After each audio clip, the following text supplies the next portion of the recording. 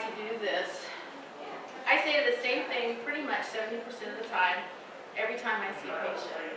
And there's so many people interested in this topic and so many of the other topics that you're going to see today that I figured we could reach out to people and educate you so that you can see where you are in the spectrum of aging, what is natural, what is maybe so natural, and what we can, what you, stumble, get it out of the way, right?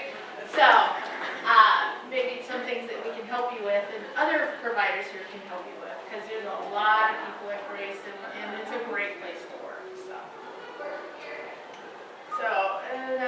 We started the idea last year when Rosonia, my marketing person who introduced me, I said, you know, I'd really like to do a Women's Expo. It's just to, you know, help people understand what's going on.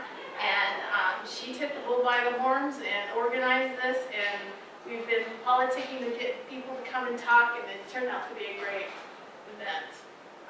And as I'm talking about sexual function and dysfunction based on what's normal in the aging process, because you know, Facebook is wonderful for comparing how you do it with the rest of the world. And then there's Dr. Google who says you're going to die from a bump on your arm. So, you know, and there's a lot of misunderstanding out there. So how do you talk about sex? It's different for different people.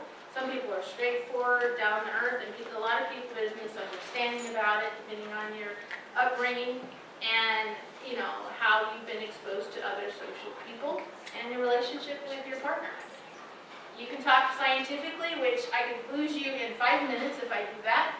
You can talk excitedly like the internet, or you can talk about the truth. So, what I do know is that millions of people struggle with these issues as you go throughout your age. Sometimes you start off a little rocky, and things get going pretty good, and then you'll a couple of bumps along the road. You might have a child, or your wife might have a child, and things kind of get a little discord. And then, you know, things start to work a little bit more, and then, oh no, we're going through menopause, and then we have more changes. So, all we know is that we're frustrated with the situation, and what do you do for that? Well, my program didn't go exactly as planned. Masters and Johnson did a wonderful job of explaining what the normal functioning system is. You know, it starts with the pituitary gland, your frontal lobe gets excited, you're like, oh, he's kind of cute. Or, I like your hair. You know, it's those spontaneous thoughts that come to your mind. Well, somewhere along the way, this pituitary gland sends out a hormone that stimulates your thyroid to increase your T3 production, which makes your cells do their job. Then the adrenal glands get excited, a little cortisol rush, a little palpitation, fluttering in your heart, oh, and that piloerection, a little tickling on your skin. And then, you know, the testosterone starts to surge, and that's the big trigger for other things. But if you see all these other glands, like pancreas is a little sluggish, maybe sugar's too high, well, you might get a blip, but then you don't have a full pathway. And then finally, downstairs gets involved. And I think as an adult, you know what that's involving. But the big term for it now, after Masters and Johnsons did their research, is the genital urethral system.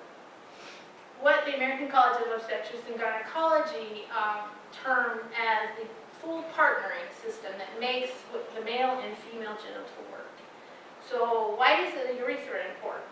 Well, there's glands around that help lubricate whether you're voiding or whether you're going to have sex. It's the equivalent of the male prostate, and it's an underappreciated gland.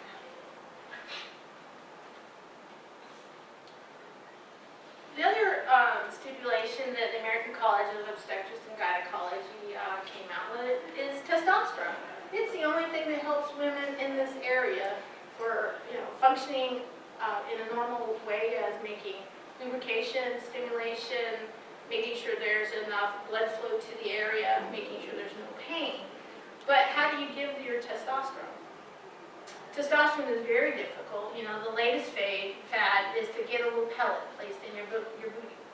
Well, it will definitely increase your testosterone. testosterone 100% of the time, and the therapeutic levels are exceeded in these situations. There's been one study done, and I'm not the big fan of this, and I do bioidentical hormones, and I do testosterone. I do order testosterone for my patients, but there's an excess, and then there's the under functioning, and where do you fit in that range? And testosterone doesn't work for everybody. It doesn't always fit every problem.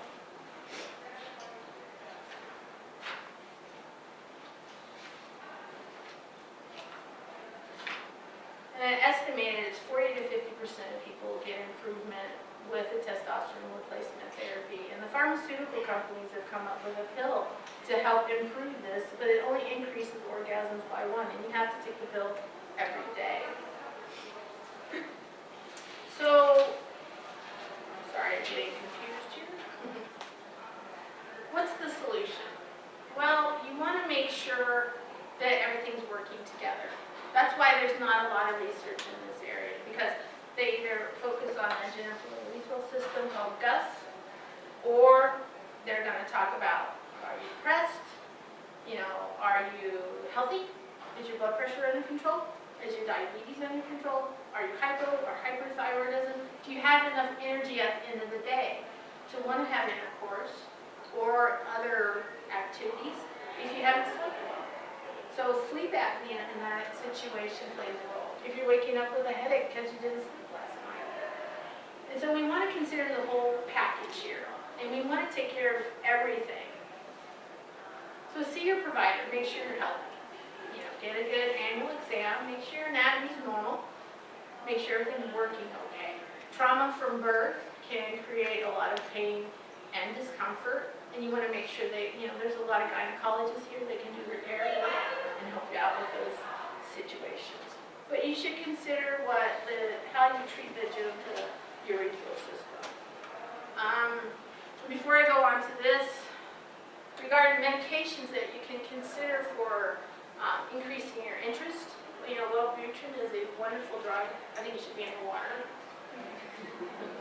It's very safe. It's a tricyclic antidepressant, but we use it for lots of different things. But one of the things, if you do have, say, some depression, it will not kill your sex drive, boy or girl. One of the biggest side effects of medication is lack of interest in your partner, lack of climax when you want to have sex. So it's a good option for you to consider. If you're not sleeping well, melatonin is great. Melatonin, what it does is it goes in and it affects the pineal gland and the pituitary gland. Down-regulates your prolactin, which prolactin is what makes you make breast milk. But it also is what makes you hungry. So if your prolactin doesn't go down, your cortisol level is going to be kicking up at night and you're not going to sleep well. So melatonin, just a little bit every night, sometimes can reset your sleep cycle and help you with those midnight wake-ups because you get stimulated like between, 3 and 4 o'clock? But then you're like, well, I'm awake, I might as well go pee, right? So and then working down the pathway for your thyroid, iodine replacement is a really good option, say if you're feeling sluggish and you're not converting your T4 to T3. Your doctors can run your test, TSH, free T4, free T3, and total T3 to see where you are on that pathway. But, they're going to look for normals. But if your liver's busy doing something else, say you have insulin resistance, PCOS, or something else like that, you're not going to convert as rapidly as you would want to. So what you would consider doing is just liquid iodine. You can get it at a natural food market. Put a couple of drops or half of a dropper in water and drink it in the morning. If you're at risk for thyroiditis, though, I would use it with caution with instructions on your doctor because you can precipitate a thyroid storm if you have that. But that's why you want to get checked out. And then regarding your heart, if you can exercise at a heart rate of 130 to 140 beats per minute for 30 minutes 3 times a week safely, you can have sex. So, yes, men are going to burn more calories than women doing sex, but we're all going to lose some weight, right? So it's something to keep in mind. But cardiac, so there's another reason to get out there and walk. And then regarding your insulin resistance, eating a large carbohydrate meal is have the same output of hormone conversion. So eating a leaner meal, you're going to have more hormone production. So platelet-rich plasma is been borrowed from the orthopedic literature. What they do is they go ahead and extract your blood, and it's anywhere from 30 to 60 cc's. And they take out these little parts, leave the red blood cells, extract the serum, and when we go and we donate plasma, that's what we give to patients when they have burns to help them heal up quickly. Well, there's stem cells, and there's all those other really gooey factors in there that help repair wounds that we have found that you can put in soft tissue that is very, very helpful.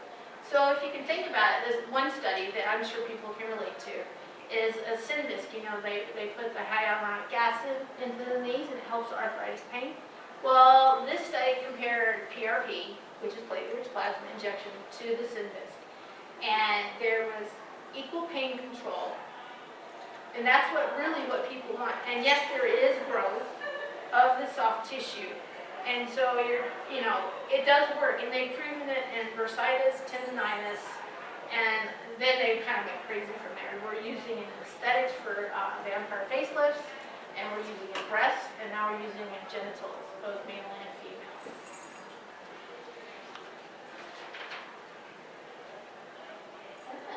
That's out of order, that's why. So as you can see, when we draw, so this is maybe a 60 cc here. We draw your blood, spin it for a minute, then we're going to extract this top part, take it away, and spin it down for another 5 minutes. And then we're going to put it into the syringes, and we activate it right before we inject it. So if we're doing a vampire facelift, we may keep it a little bit separate. We'll slush a little bit of it, and I'll explain that in a minute. And then when we use a hyaluronic acid, such as Jupiter or Voluma, we can put them together, and they activate it and they support. So when we do knees, you do the same thing. Before you inject it in the knee, you activate it, and then it does its job. And what is that job? And we'll talk about that in a minute. But when it comes to the genitals, you're like, oh my God, you're gonna inject me in there. I'm like, yeah, we do, because we can numb you up. I used to deliver babies, and back in the day when family medicine doctors delivered babies, and the female genital area is very, very forgiving. A little bit of numbing medicine on top, and injection with subcutaneous lidocaine. You don't feel it. It's not like on your face or like getting a wound, because it's plasma. It's natural. You're not allergic to it. It's not going to burn or sting because it's your own body. So that, let me alleviate some of the anxiety there. And guys are funny. When you go to inject them, they've got that dorsal nerve root. And once you numb that up, they can't feel anything. And then they just kind of relax. So we get them numbed up. And then what we do is we go in and we do the injection. And the tissue, we inject the bit of the clitoris, and then we inject the periurethral glands. And then, sorry. We're waving and flashing, and I'm like, distracted. I apologize. That's okay. So after the treatment, what to expect? Well, you'll feel some swelling and some pressure. Excuse me. So what's the biggest thing you're going to notice first? Well, the tissue expands and it stays expanded. So I call it the shrink wrap effect. After a certain age, you might have loss of soft tissue underneath the skin between the urethra and the vagina, right? And you can put estrogen in there all day if you want to. And that lubricates things and makes things nice and pretty looking. But to get that subcutaneous cushion in there, you've got to put something in the area. Well, when we inject the periurethral glands, they respond. They swell up and they get bigger. So it softens that tissue. So that's the very first thing you're going to notice.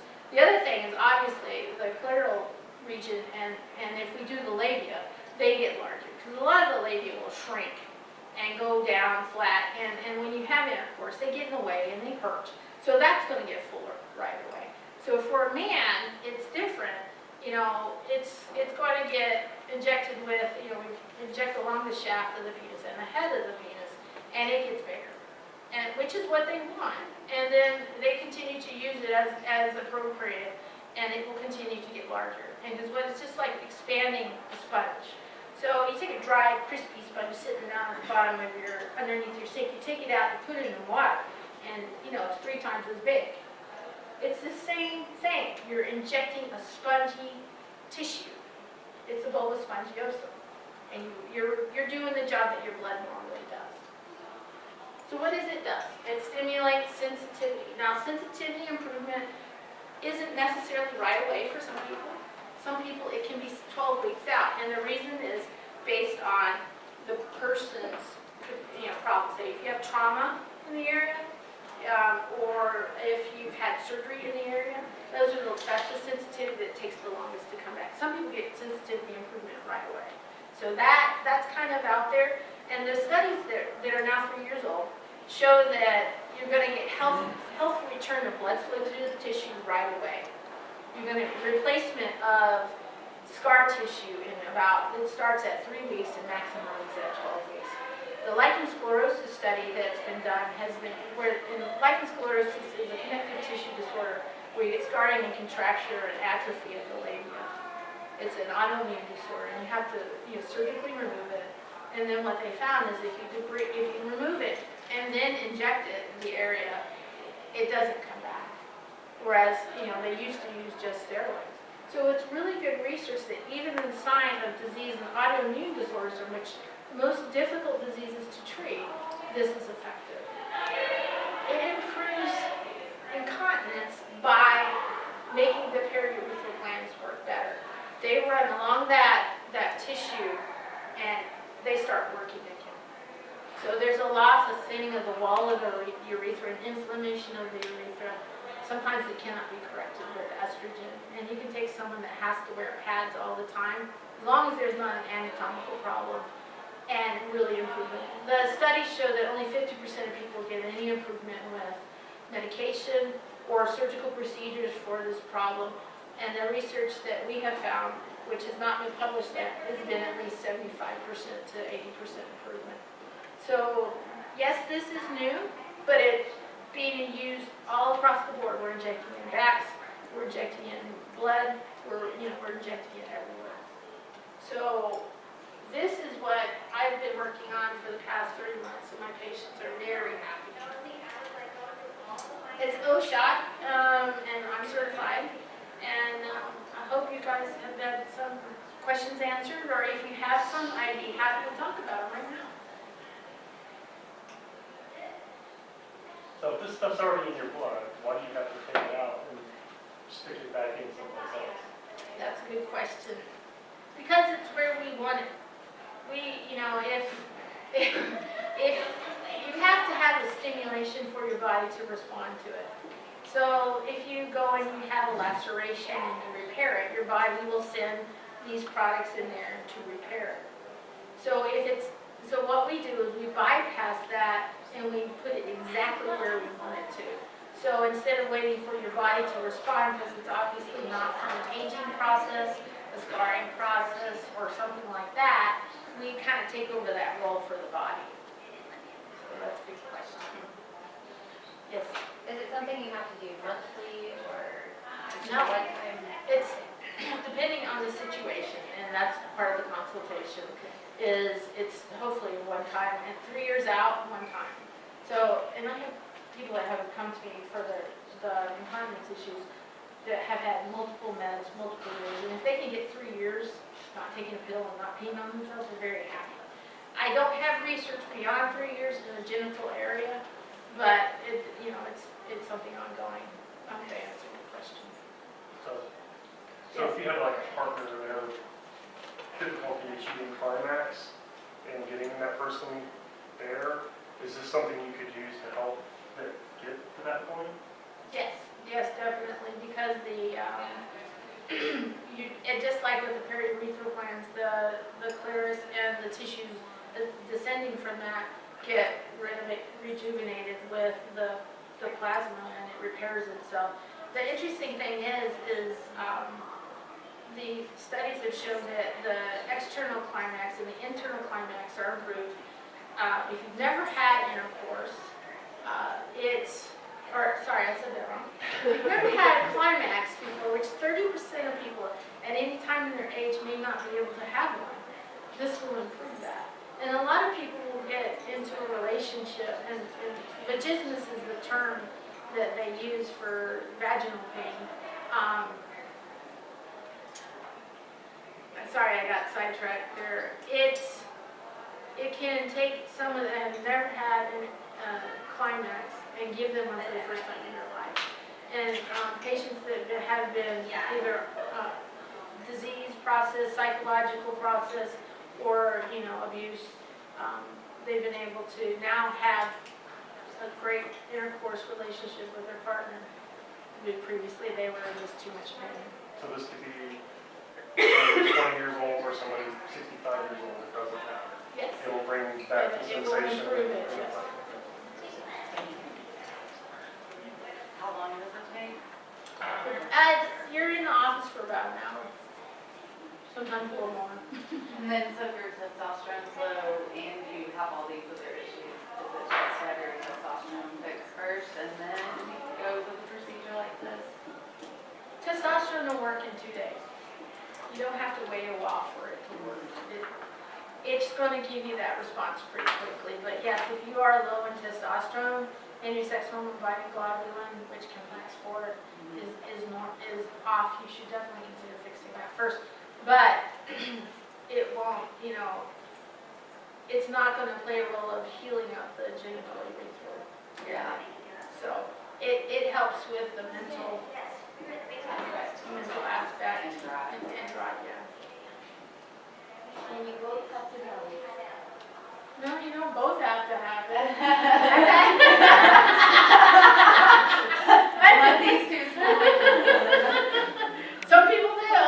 There's actually under Dr. Runnels' website, there's a couple testimonials in her videos that he's got, so, but they both get it.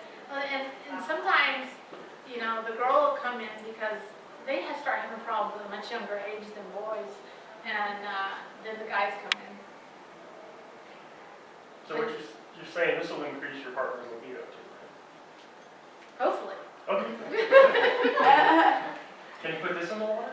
No, it's individualized. It's individualized. Does it make it prettier? I mean, Yes, yes.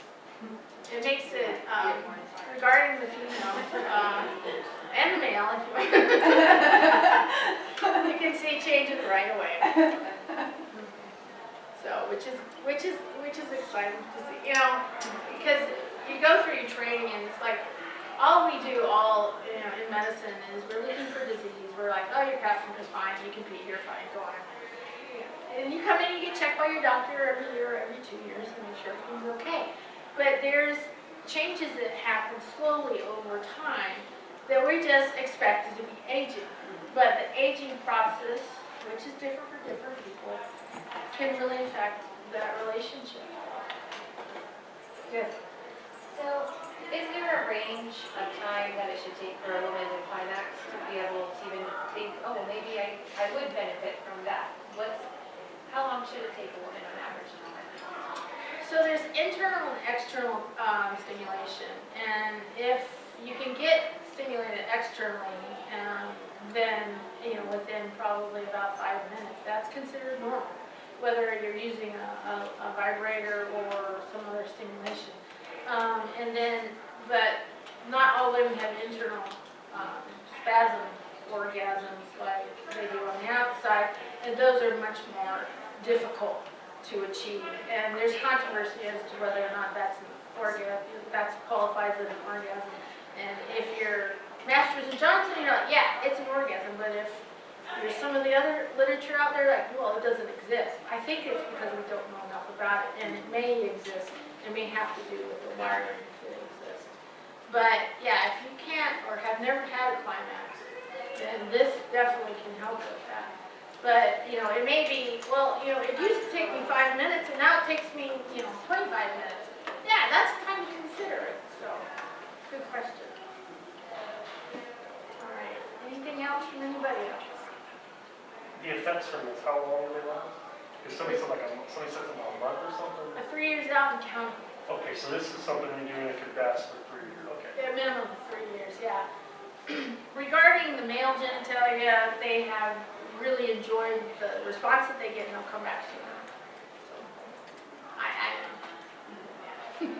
But I mean, in general, people are getting older, we're living longer, and we still want to be having sex. Basically, is what it comes down to. yes, we do, and we want to help people do that. Yeah, you don't feel Well, normal. and I've been doing hormone treatments for a while, and some people think it's going to help them with their depression, and some people think it's going to help them with their sex drive.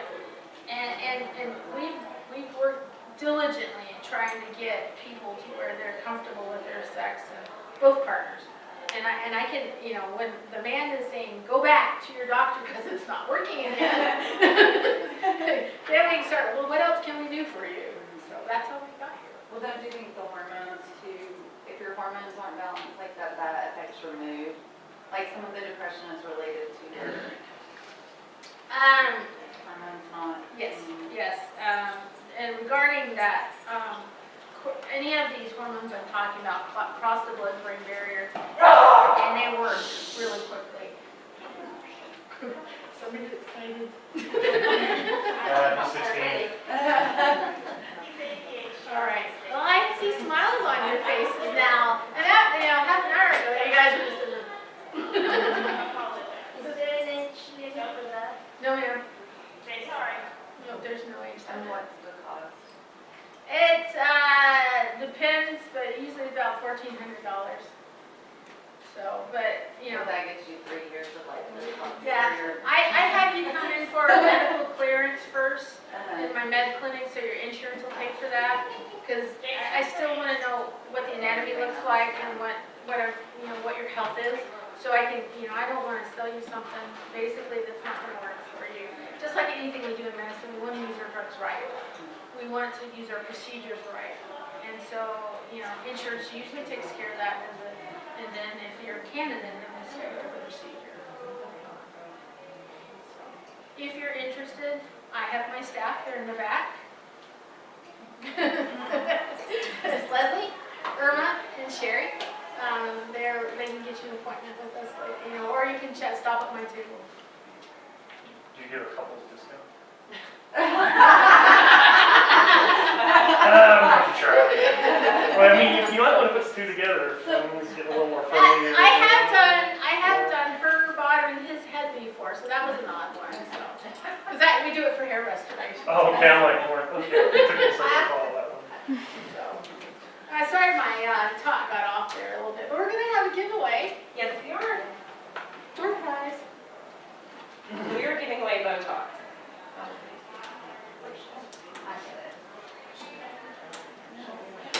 I think the rock comes. I brought it.